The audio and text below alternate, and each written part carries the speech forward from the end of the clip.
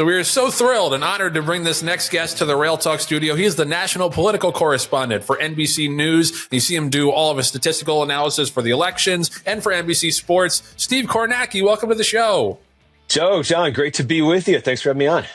Oh, I'm so stoked to have you. This is we've crossed paths a little bit because you're a West Point partner, but we've always wanted to have you on this show, and no better time to do it now than 3.5 weeks before the Derby. But before we get into the Kentucky Derby talk, you just signed a new contract to expand your reach across NBC News and NBC Sports and leaving MSNBC. Can you just tell us a little bit of that? Like, how are people's viewing experience of you going to change? Listen, I'm pretty excited for it, and I guess. Two parts of it. I guess one is sort of, election stuff is going to be, I'll keep doing election nights if people have watched that before. That'll be, on kind of the main network, NBC, when we start up with those again. And, they're going to somehow, I do podcasts like this here and there, and I give out my, my picks for horse races, and somehow apparently my bosses haven't been listening because they're letting me do the Kentucky Derby and the Preakness still. So they saw my track record on some of these. They might have second thoughts, but no, to me, that's like the best thing that's kind of, the luckiest break I kind of got, I just think, is the last few years getting to transition into the sports side and we got 2/3 of the Triple Crown, we got the Breeders' Cup, and we got Royal Ascot, and getting to be a part of those has just been like a super, super cool thing. Yeah, well, just a quick follow-up. I think you had like a Jamal Adams situation today where like you tried to swipe your card. Yeah. How do I know this new contract is real and actually went into effect? Well, I showed up at 30 Rock today. I took out this badge I've had for like 12 years. You swipe it through the security thing to come in, and I'm getting the error message. And, so like 3 or 4 times in, I start, I'm like, should I kick this thing? I'm starting to, starting to get a little testy. And the security person's like, are you sure you work in this building? And, it turns out they switched my badge to a full like NBC thing. So unfortunately, I kept you guys waiting while they printed a new one for me. All good. It's a good reason. It's all good. And kudos to you for not being a diva, being like, don't you know who I am? Because exactly. Like when I walk into my deli and they put tomatoes on my sandwich, I'm like, don't you know who I am? I'm Jon Green. I have a podcast. God damn it. And anyway, I've learned if you say that, they guess wrong. So Steve, you have picked horses in the Derby, and I know you're being very modest by saying my picks aren't that good. Your picks are better than Eddie Olachek. So that in itself is. I'm careful now. is a good bar. But you've been watching all the preps. You've been watching a lot of the races that have been coming down the pike. Are there a couple of horses that you are enamored with, you think are going to, handle the Derby between the crowds and the distance and everything like that? Who are you like rooting for, looking forward to seeing run the first Saturday in May? Well, I've got one I'm rooting for, but I don't, I'm realistic about the chances, I think. The one I'm rooting for, I love the Wayne Lucas story, and, see him get American Promise in there. I was thinking he might have a couple in there, but I guess that's sort of fallen off here. But, I guess the one thing I'd say in American Promise, if I want to, try to make a case with my head and not my heart, it would just be, seeing a lot of, closers and horses coming from off the pace doing well in a lot of these preps. And there's a horse, American Promise, who I think, wants to go, forward, has to be, forward. And you get into the Derby situation. I mean, I know you guys have talked about this, obviously, Sandman, you're going to be coming from off the pace. So, but you've talked about the perils of, 20 horses and traffic and things can go wrong and all that. So, just maybe somehow American Promise is sitting up there. But, I've been dreaming of the next Lucas Derby win for 26 years and it hasn't happened yet. So, but more realistically, no, look, like, I mean, who doesn't, who isn't like kind of floored by journalism? Yeah. And I even was a little bit, okay, let me see it again is kind of what I was thinking after that first one. And I've seen it again. Okay. But again, like I do think, running in those really short fields out in, on the West Coast, I could see journalism having a little bit of a traffic problem maybe in the, in the Derby. He just hasn't really had any issues because of the nature of those races out there. Right. And then there's this sort of the stories that I really like. I mean, you guys, honestly, I'm not just saying this because I'm on the podcast. I think Sandman, is a great story. I think, Coal Battle is a super fun story, with with Lonnie Briley.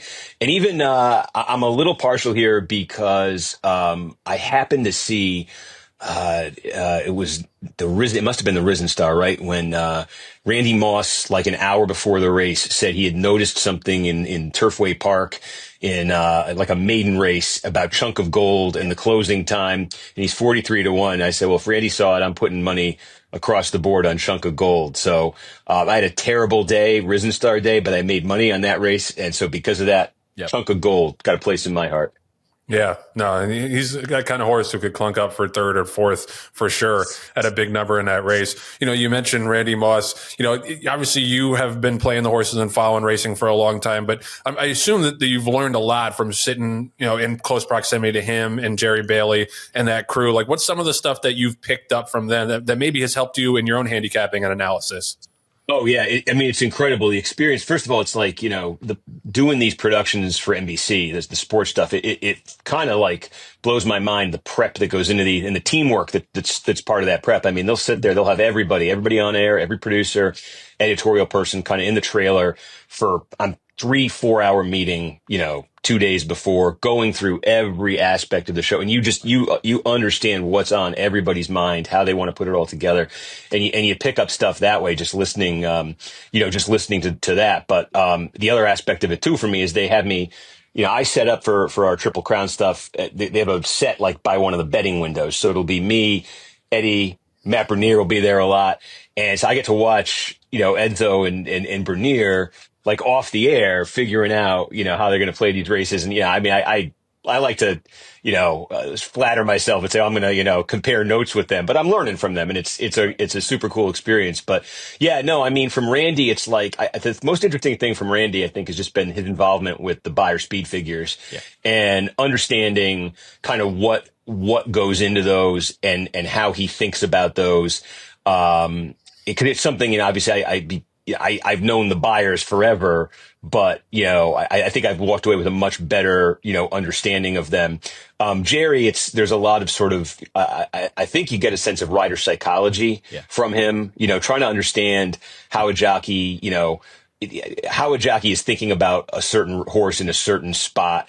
Is he, you know, going all out in this race to win? Is he trying to teach the horse something? It's learning a little bit about the, kind of psychology of the jockey, but, it's been, yeah, I mean, for somebody like me coming into this, I mean, honestly, just as a fan, it's kind of like been going to college and majoring in horse racing. Yep. Yeah. That was my major in college, actually, was horse racing. My parents will tell you that it was supposed to be journalism, but ended up being, you know, watching ponies. So Steve, you actually made the leap from fan to ownership. What made you decide to go ahead and pull the trigger on that? And what are the attributes that you look at when you're buying a piece of a horse? So what made me, it was interesting. I had a chance a couple of years ago. I again, just like got lucky here, but I know somebody who was able to get me at Keeneland to one of these like really nice places to watch at Keeneland, one of these rooms or something. And you go in and you're like, I don't belong. But anyway, it was like, got to watch it there and had a couple people with me, and we're watching, you know, races, and we're betting. There's a betting window in this room. Right. And, you know, it's like we hit one. It was decent. It wasn't, you know, huge or anything. And we're like, you know, we're kind of getting a little rowdy. And I'm looking around the room and I'm like, you know, nobody's really making a lot of noise here. And then I look over and it's like, you know, 2 minutes before the race, I'm realizing this window's always wide open. Nobody's ever here. And then I said, wait a minute, these are the owners. They're not betting on races. They're here for the purse money. You know, It's like, and they start telling me who some of these people are. I was like, oh, what an interesting, you know, I was like, you know, and it just occurred to me, I was like, I never really have. Now, some of these are like real, you know, top level owners, you know, own like, you know, fortunes and estates. But like, but I just like, I recognize that there's a whole perspective there that comes through ownership and how you might look at a race and a horse's career and these sorts of things that I'm just not getting at all. So I was like, I'd like to understand, you know, a little bit about what that is. And then, you know, West Point is just, you know, I'd heard so much about, and, I said, well, seems like that's the way to do it, right? It's like you can get part of like a real quality horse and have a chance to, you know, for the horse to maybe do some things. Right. And, you know, I mean, I can quote your tagline from the ad, but it's kind of what it is. All the thrill, not all the cost. Well, I can't even quote it, I guess, but it's something like that. Yep. It's the gold standard in racing partnerships, Steve. TM. There you go.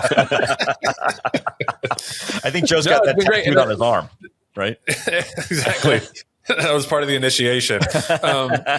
No, but I think what's cool is like, and you can probably back me up on this, Steve. But the difference between being a bettor is like your rooting interest is ephemeral. It's like constantly changing. When you have that ownership and you have a horse turning for home that you have a stake in, totally different feeling, right? No, completely. And you don't care if the horse is 6-5 or you're not looking for value. You're looking for the win, and you're looking for, you're looking for not just the purse money, but long-term and accomplishments and all that. No, I mean, we've, the two I initially, bought in for with West Point, I said, well, I'll get a filly, get a colt, and, we'll see how this goes. The colt didn't do too much, but the filly, she's been on the cusp of some, I remember Joe texted me, she's down at, Gallon of Rush, is her name, turf. And, she's down at Kentucky Downs, for one of those just obscene, 7-digit races. Yeah.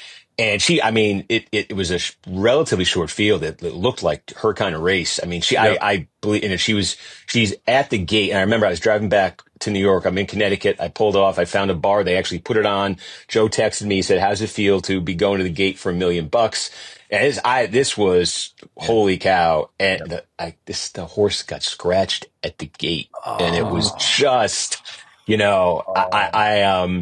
she would have, Joe, I assume she would have won that race. I mean, the way it set up, a closer won it. She was the closer. It was just, Yep. But that was, that's part of it. It's just, you have the whole career, and, you try to come back from that, and there's other spots, and she won a stake last year, up at Woodbine. But yeah, and then when she finally did, it was a long time coming when she finally broke through at Woodbine last summer. What a rush that was.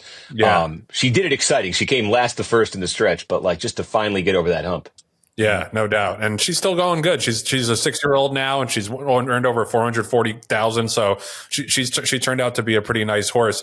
I have a question for you about, your feeling about the general health of the industry, because you get to see it like at its absolute best when you're at the Derby, all the fanfare, all the excitement. We put on a great show in those cases, but obviously the health of the industry is not in the same, it's not as robust at some of the smaller tracks, and even some of the bigger tracks like Santa Anita and down at Gulfstream. I don't know how closely you've been following those stories, but just from someone who gets to see it from a lot of different perspectives, it's a general question, but what's your feeling on the future of racing, at least in the near term?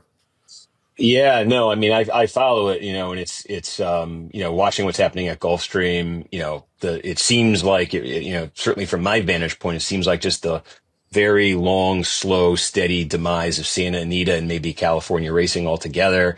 And you just think of, it's a sport that seems to be in contraction mode, certainly in those places, though you do look at like Kentucky, and, you see Kentucky and Arkansas, I guess it's through the slot money, right? But the state's both kind of making a big commitment there, and you could see a future in those places.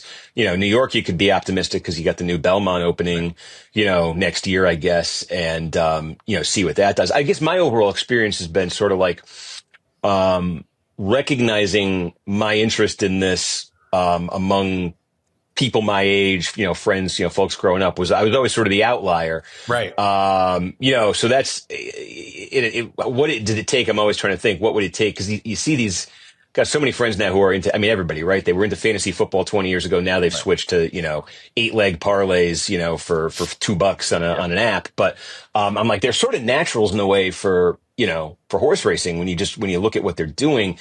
And I think the barrier to entry for somebody like that is just is a lot to learn. It's a lot to learn. The structure of the sport's confusing. If you're, you get into baseball, it's okay. It's 162 games, make the playoffs, World Series.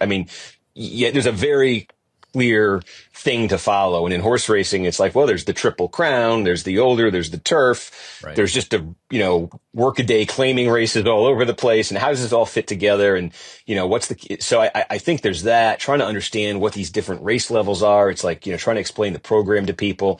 I just think it really takes some effort and some commitment to get into it and get over that hump where you're kind of like, all right, I get this now. And I wonder, like, is there, I do feel like there's got to be more. I mean, a simple thing to me has always just been like, you know, I make these past performances available to everybody. Yeah. You know, you show up, you get it. They give you a card with the name of the horse on it. I'm like, thanks, that's worthless. Like, you know, right. you know. Yeah. No, exactly.